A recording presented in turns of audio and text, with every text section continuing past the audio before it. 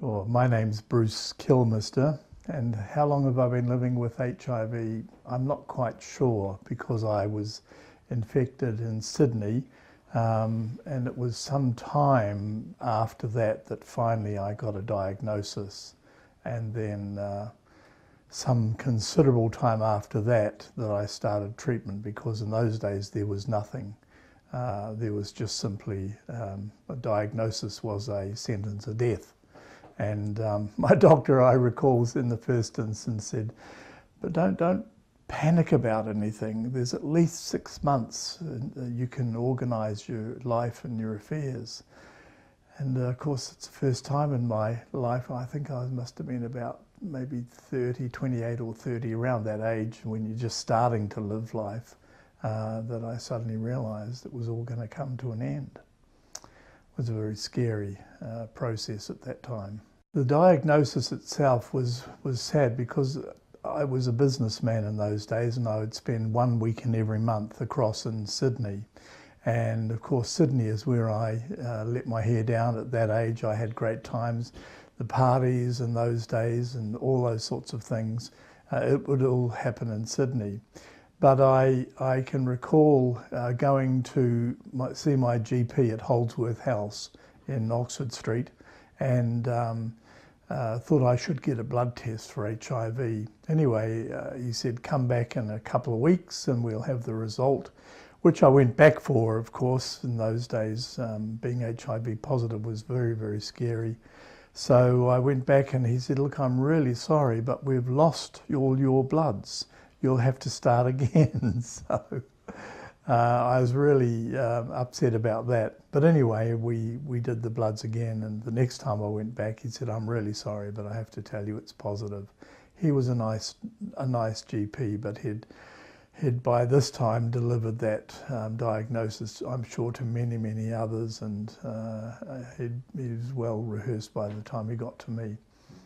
But it was scary because there was nothing. We'd heard about AZT in America, but nothing had arrived in Australia, and I thought, well, if anything is going to arrive, it'll arrive there first. So I stayed in the care of St Vincent's Hospital and went backwards and forwards as often as they would let me, to ensure I could get the very best of care from Professor Cooper, David Cooper, who's since left us, but he was one of the great HIV AIDS activists in his sphere.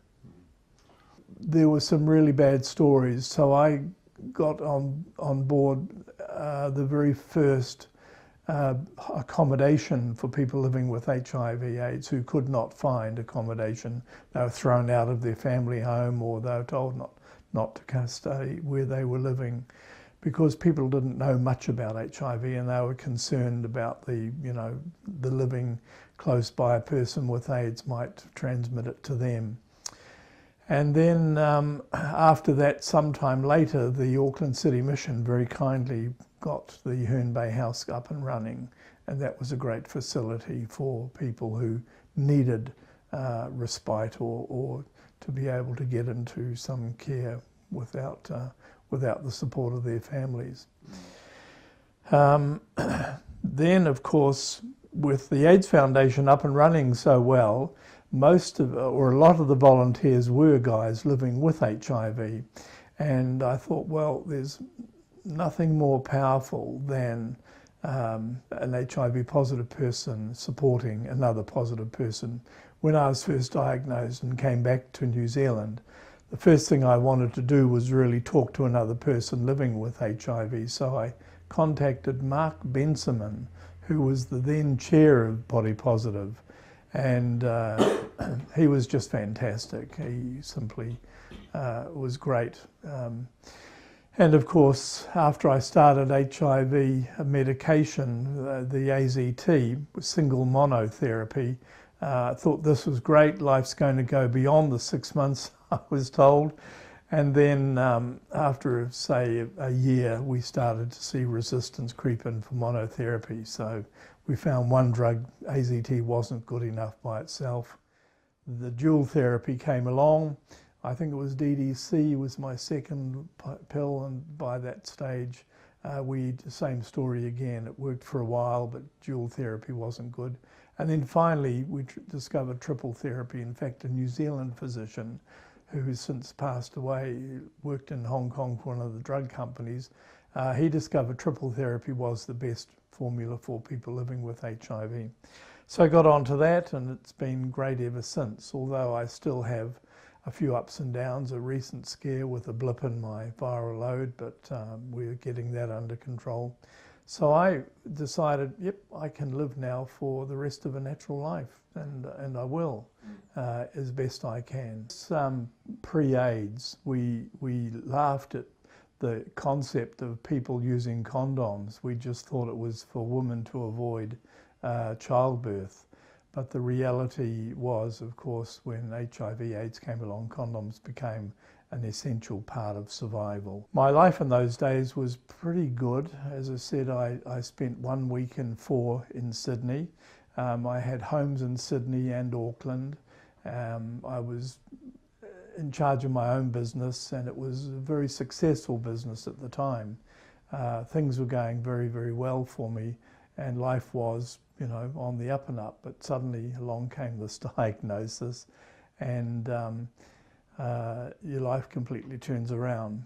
My partner also was diagnosed as well, and he just could not cope with the then medication, which was failing him, and the side effects were so bad he elected to simply not take the medication at the time. And of course, the consequence of that was he died. We'd been in a relationship for 17 years, and that was really hard to go through that. In fact, I'll pass on quickly, otherwise I'll be shedding tears shortly.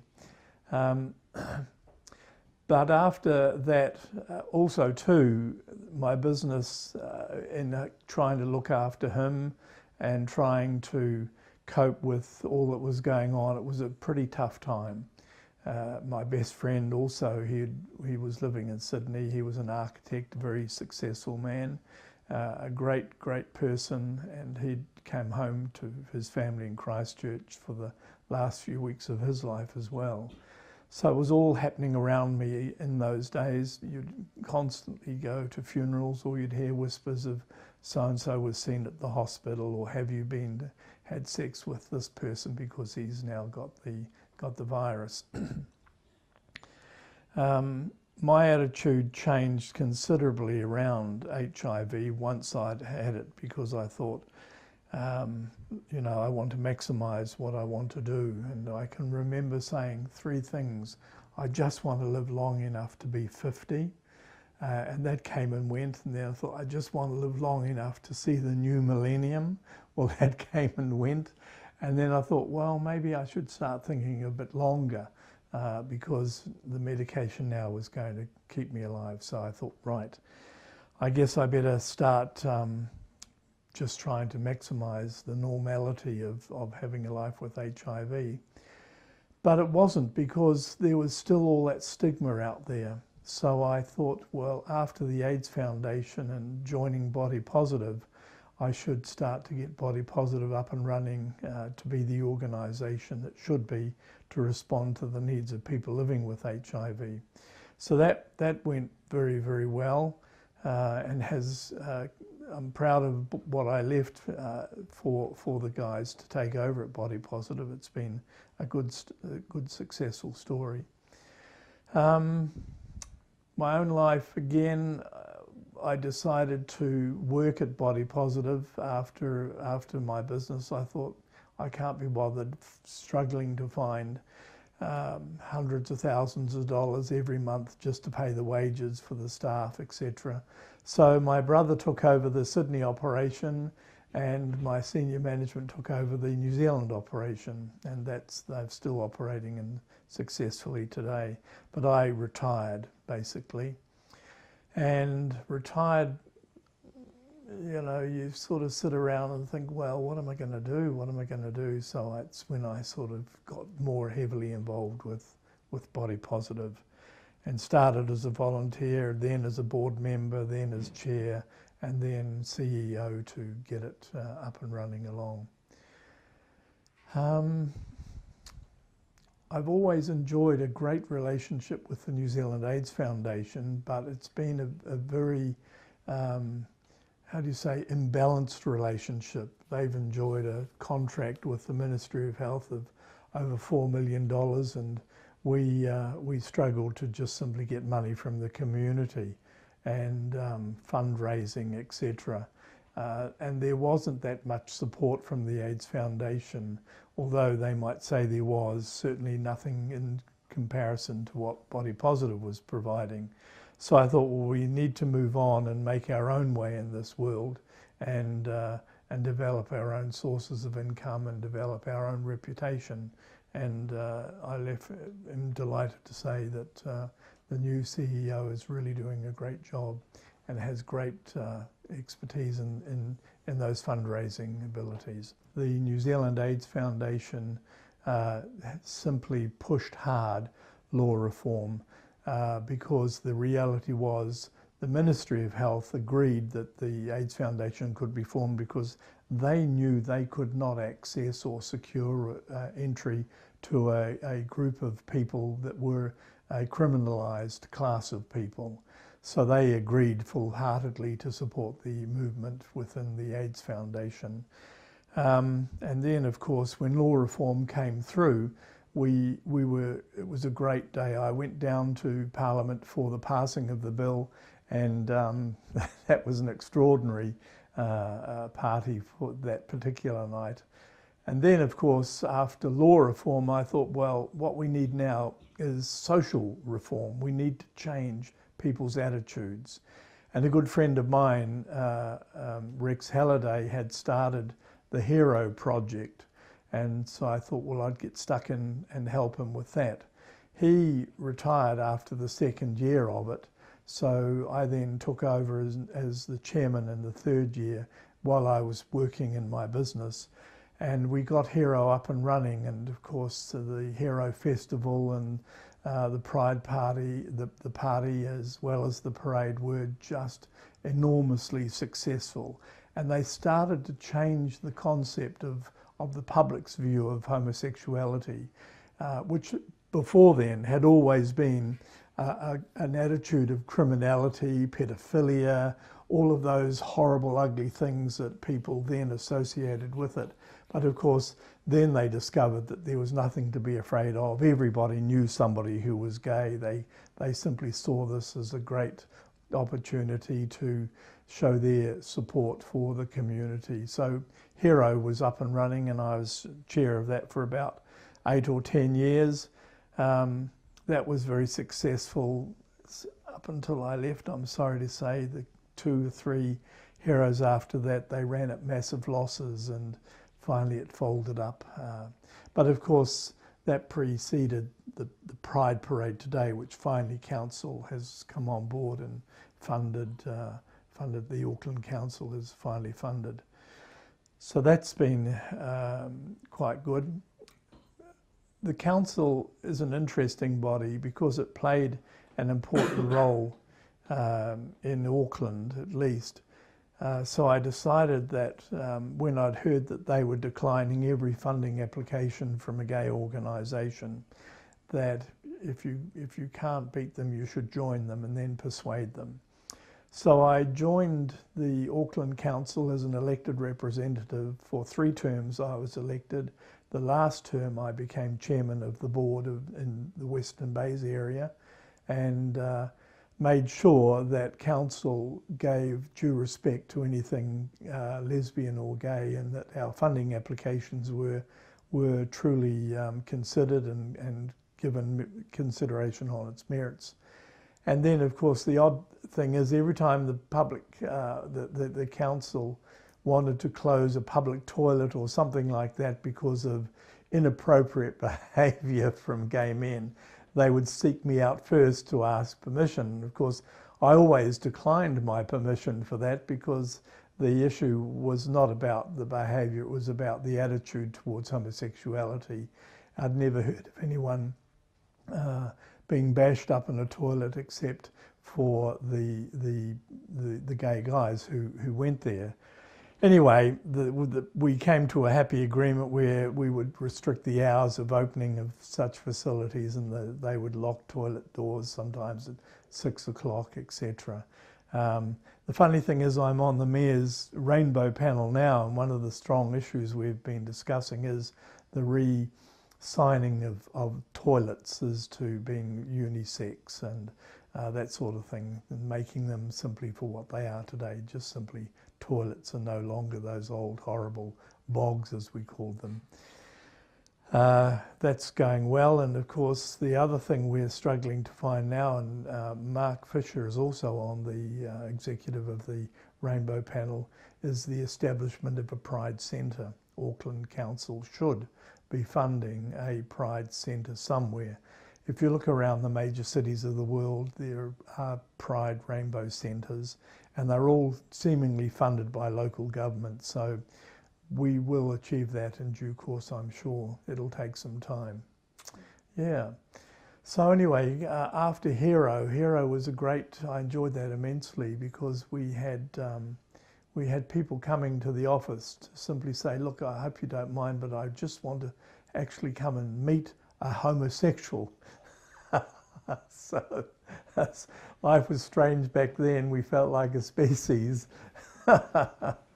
And but they were the great parties. We had the parades moved from Queen Street up to Ponsonby Road, and of course we had no council funding, therefore we had no restrictions. The only restriction was what the law prescribed. So we maxed to that, and we would have simulated sex going on the backs of truck and all the titillation of what the public expected the gay community to provide. Lesbians on motorbikes, and some of them were topless, and it just simply was the rage. And we'd have over 100,000.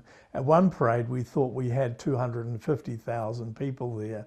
It was just staggering, but of course there was no permission from the council.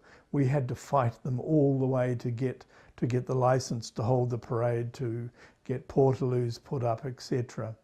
And I can remember finally the mayor, of course, would decline to be present. So I thought, well, there's someone better than the mayor we'll get along. So I invited the Prime Minister. At that time it was Jenny Shipley. And she said, no, I don't know. How many people do you get there? And I said, at least 100,000, Prime Minister. She said, I'll be there. I'll be there. It had the great political thing, exposure for her as well. The funny thing is, we had to find somewhere safe for the Prime Minister to park her car, or her fleet of cars, as it were. So I secured permission from the Seventh-day Adventist Church, which sits alongside Western Springs Park. But I had to sign a document with them declaring that I acknowledged their support for the Prime Minister parking her car in their grounds was in no way to be interpreted their support for homosexuality. And today, of course, we see commerce embracing it. We see the museum lit up in rainbow colours. We see the Sky Tower lit up in rainbow colours. But back then, in those days, everyone declined. It was a very brave commercial organisation that would show support.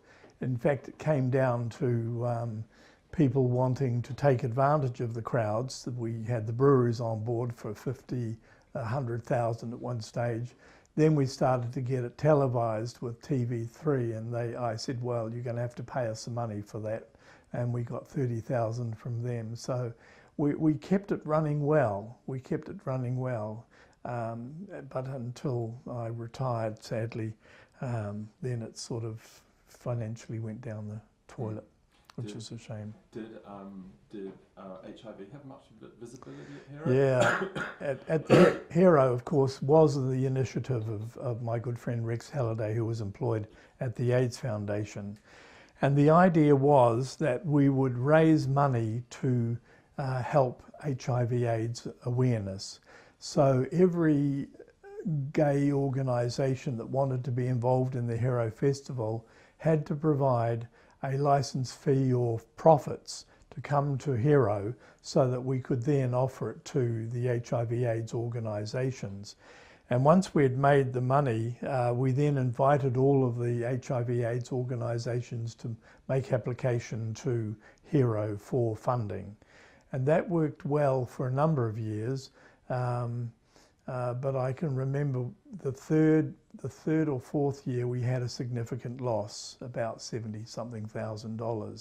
So I reached into my own pocket for that and lent that money so HERO could remain in credit and ensure that there was no problem for next year. That was when we professionalised it, and I started to employ people to run the thing, run it professionally, and we set budgets and so forth. There were some interesting fights over budgets because so many artistic people would argue that their artistic credibility was compromised by my fiscal strengthening of the purse. Yeah. But you just had to do it because there was no one was going to bail us out, and so many people would have been so happy to see us fail.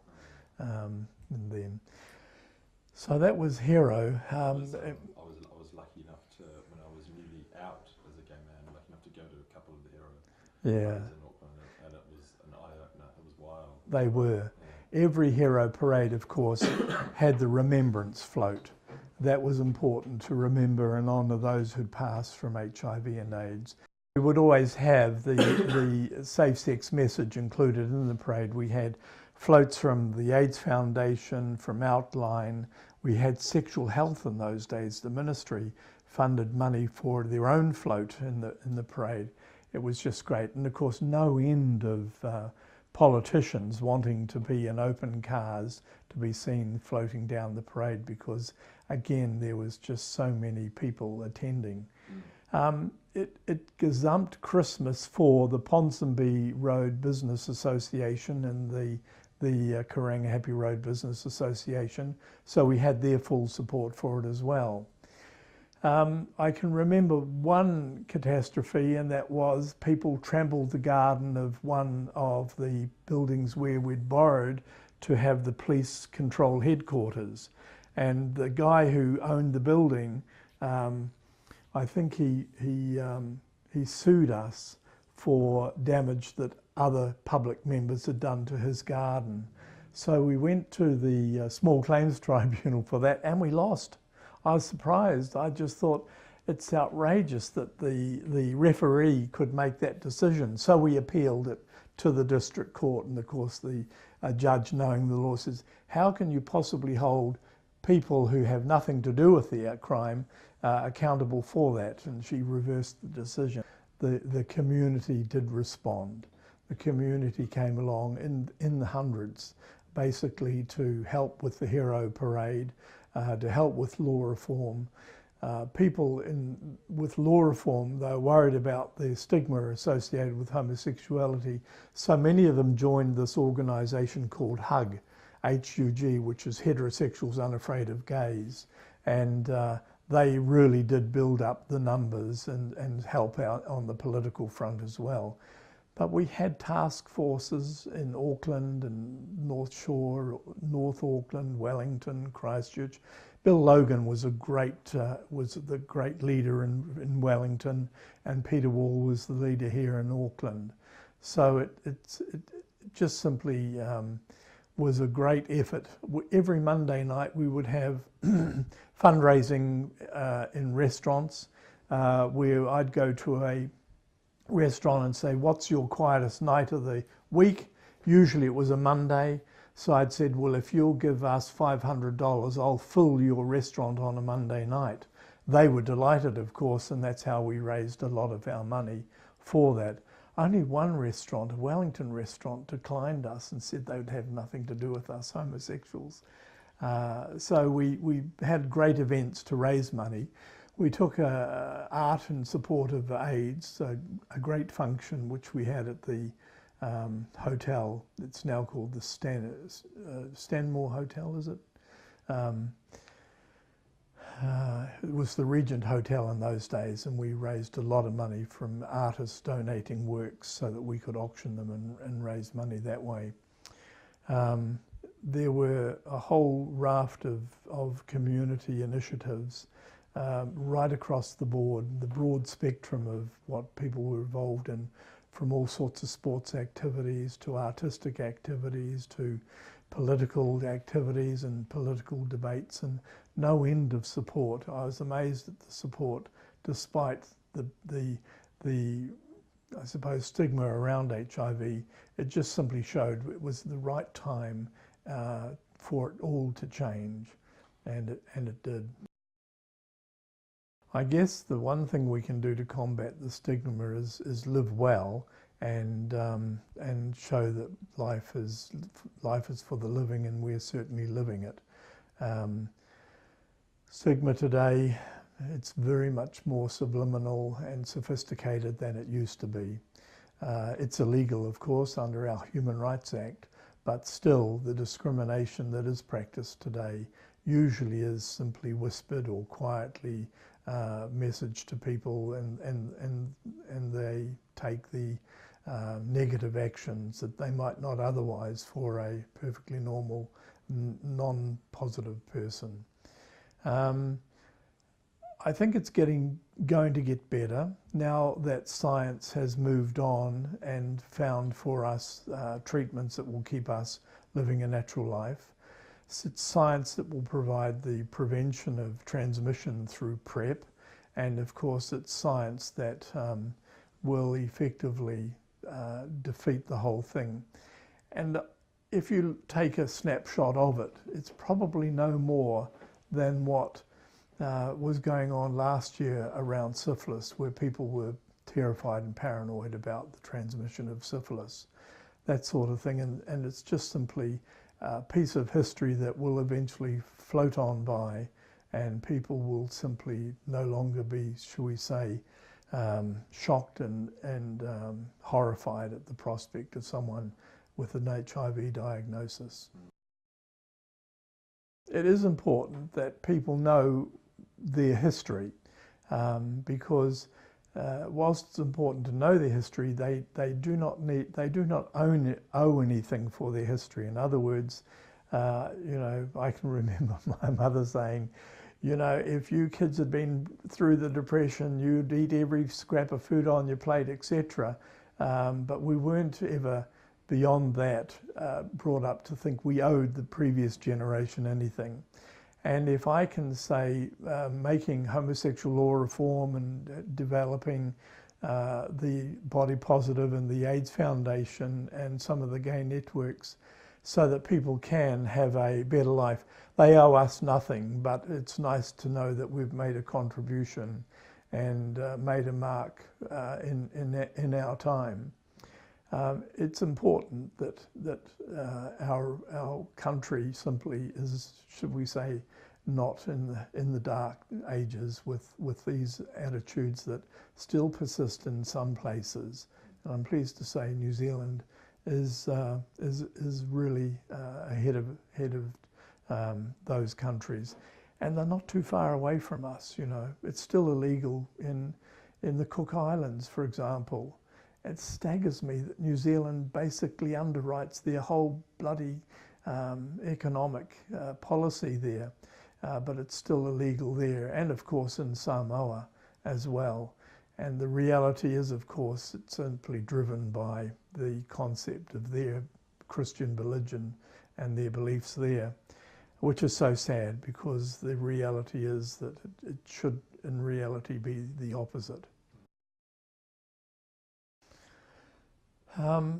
Well, first of all, I'm not going to go into an old age home, because I have a partner lover now who's half my age, and he'll ensure I'm looked after at home, I think. And the reality is 93% of old age people do die in their home. It's that 7% that actually are in the old folks' homes. But if I was to go there, and there might be a situation with dementia or with Alzheimer's that it might cause me to go there to get the special care. Well, if I had that, I wouldn't care about anything, because I wouldn't be aware of anything. But certainly I'd expect the nursing and care staff to be aware of the issue around HIV and to know that simply it's not an issue for me. The only issue would be ensuring that they gave me my medications on time. That's all I could think. If there was that, then I'd be the first to work to educate them on the issue or make the complaint about them. You know, the best educators are those who are living with HIV. That's the real reality of it. And I've done testing here at Body Positive for some years, diagnosed, I won't say thousands, but certainly it's almost hundreds that have been diagnosed positive. And the reality is that the first thing they wanted to know was what would it be like living with HIV. And having a positive person give them that was a powerful message for them. After the diagnosis, I say, look, I should tell you that I've been living with HIV now for 30 odd years, and it's not going to make any difference unless you let it. So let's confirm these blood tests through the hospital and then discuss what life will mean living with HIV. Yeah.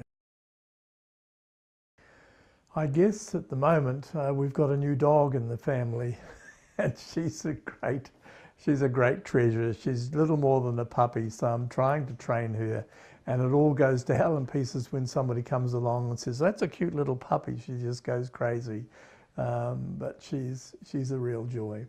I have a new partner. When I say new, it's over 3 years now. That's something I didn't see would happen, because in those early years, I'd had so many rejections. I just thought, well, I'll be a bachelor the rest of my life. But no, this has been good. It's been working well. We're thinking about his career and what he should be doing. He's just finished a master's and needs to get on with it. But until he gets his permanent residency here in New Zealand, no one's really happy to consider him for employment until he has permanent residency or citizenship. That will come, of course. But I'm retired, and in retirement, I'm still busy. I'm a justice of the peace. I'm a marriage celebrant. I work in the political sphere by supporting the left-wing parties, of course, the liberal parties, if I can call them that. And yeah, life keeps me busy. I guess, in a summary, I had to make the adjustments to living with HIV at a time when it really was dark. Today, there's absolutely no reason that any person diagnosed with HIV shouldn't go on to fulfill their dreams, their ambitions, and anything else that they want to. The only thing that they might encounter along the way with HIV is that they'll meet some other fabulous people.